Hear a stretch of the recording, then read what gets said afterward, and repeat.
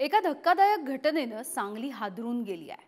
ऐन तारुण्यामध्ये जुळलेल्या प्रेमाच्या धाग्यानंच प्रेयसीचा गळा चिरलाय।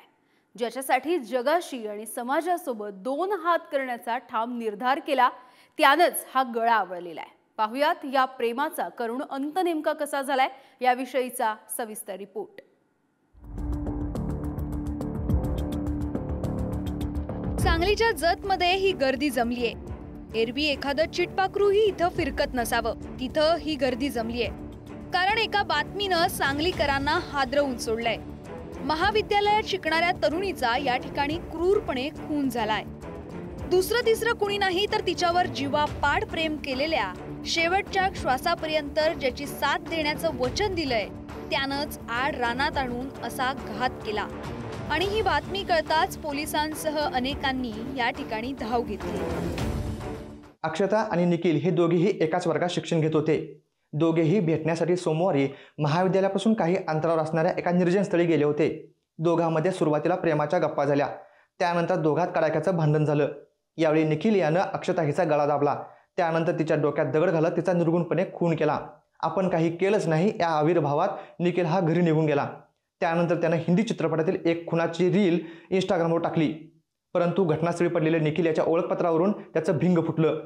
पोलिसांनी त्याला आता बेड्या ठोकल्या असून पोलीस कोठडीत ठोठवण्यात आले आहे।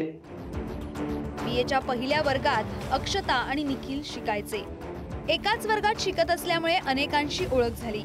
त्याच ओळखीचं रूपांतर प्रेमात कधी झालं ते कळलंच नाही।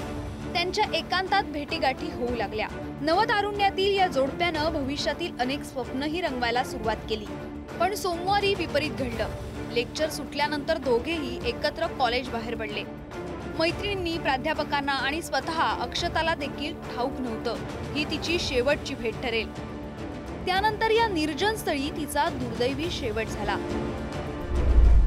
कॉलेजपासून जवळच असलेल्या निर्जन स्थळी निखिल आणि अक्षता आले। नेहमीप्रमाणे दोघांनी गप्पा मारल्या। गप्पा मारत मारत दोघांमध्ये काहीतरी बिनसलं। त्यांच्यात जोरदार वाद झाला। संतापलेल्या निखिलनं अक्षताचा गळा दाबला। अक्षतानं बचावासाठी जीवाच्या आकांतानं आरडाओरड केली। तिचा आवाज ऐकायला जवळपास कुणीच नव्हतं। अखेर तिची धडपड थांबली। अक्षता वाचू नये म्हणून निखिलनं दगड अक्षताच्या डोक्यात घातला। मृत्यू झाल्याची खात्री झाल्यानंतर निखिलनं घटनास्थळावरून पळ काढला। त्यानंतर त्यानं हिंदी सिनेमातील एका रक्तपाताचा रील इंस्टाग्रामवर ठेवला। जीवापाड जीव लावणारी व्यक्तीच आपण कायमची संपवलीये याची जाणीव निखिलला नव्हती। पण त्याचं ओळखपत्र अक्षताच्या मृतदेहा शेजारी सापडलं। आपोआपच तो संशयाच्या भोवऱ्यात आला। त्यामुळे आपण कधीच पकडले जाणार नाही हा त्याचा फाजील विश्वास क्षणात गळून पडला। सुरुवातीला आढेवेढे घेणारा निखिल पोलिसांसमोर जास्त काळ तग धरू शकला नाही। त्यानं घडाघडा बोलत गुन्ह्याची कबुली दिली। घटनाक्रम ऐकताना पोलिसांनाही धक्का बसला। प्रेम ही अत्यंत नाजूक बाब आहे। एकमेकांच्या सुखासाठी त्याग करणं ही प्रेमाची खरी व्याख्या। या हत्येचं नेमकं कारण जरी कळू शकलं नसलं तरी प्रेमासह सर्वच नात्यांची व्याख्या बदलत असल्याचं पुन्हा एकदा स्पष्ट झालंय। सांगलीहून स्वप्नील पाटील सह रशीद इनामदार, पुढारी न्यूज।